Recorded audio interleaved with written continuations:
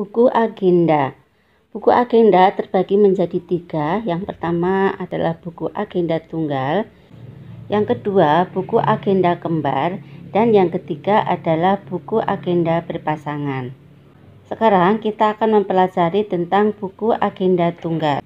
Buku agenda tunggal atau juga disebut sebagai buku campuran ya. Ini adalah buku agenda yang dipergunakan untuk mencatat surat masuk dan surat keluar sekaligus berurutan pada tiap halaman.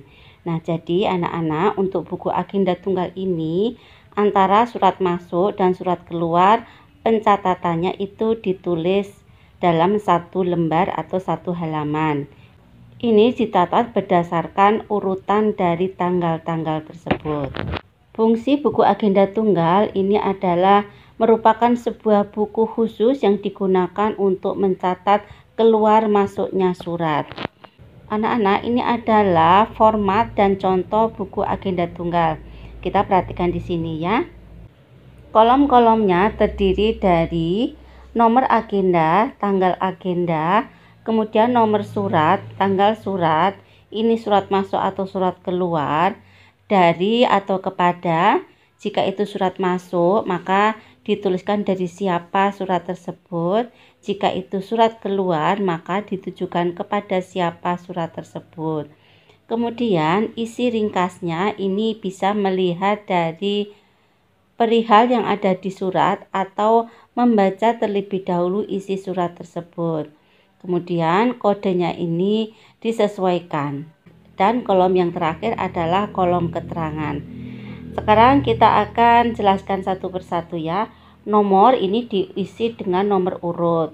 Tanggal ini adalah ditulis tanggal berapa kita mencatat surat tersebut. Kemudian nomor surat ini kalau tidak ada dikosongkan, kalau ada diisi. Tanggal ini adalah tanggal yang tertera dalam surat masuk tersebut. M atau K ini surat masuk, kemudian dari Andika Pratiwi, Jalan Raya Kampung Banda Desa Merak. Isi ringkasnya melamar pekerjaan sebagai sekretaris.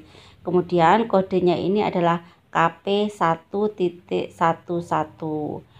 Yang nomor 2 ini tanggalnya dikosongkan. Kenapa dikosongkan? Karena ini adalah surat keluar.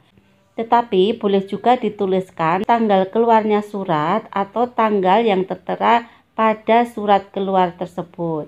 Jadi ini adalah tanggal 1 Februari ya, bisa ditulis seperti itu. Kemudian nomor suratnya ditulis. Kemudian tanggal surat ini 1 Februari.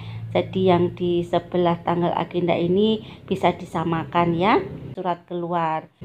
Kemudian kepada ini dituliskan manajer pemasaran dan seterusnya.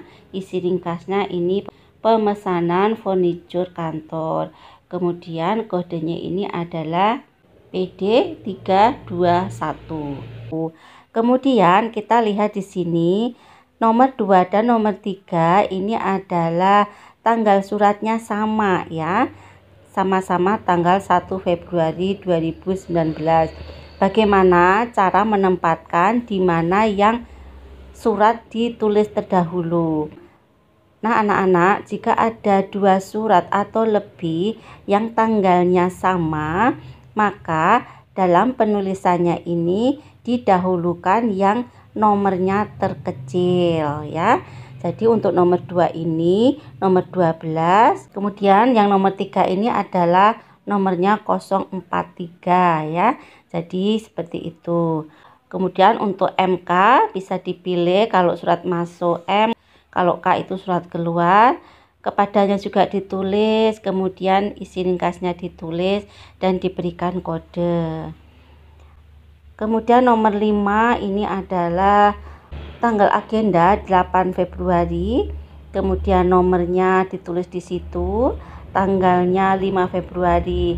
Jadi anak-anak, ini diperkirakan antara tanggal surat masuk dengan tanggal yang ada di dalam surat tersebut diberikan selisih 2 atau 3 hari ya, seperti itu. Kemudian M atau K ini ditulis M, dari siapa ditulis, kemudian isi ringkasnya adalah pembayaran ongkos servis. Ini kodenya tentang keuangan ya.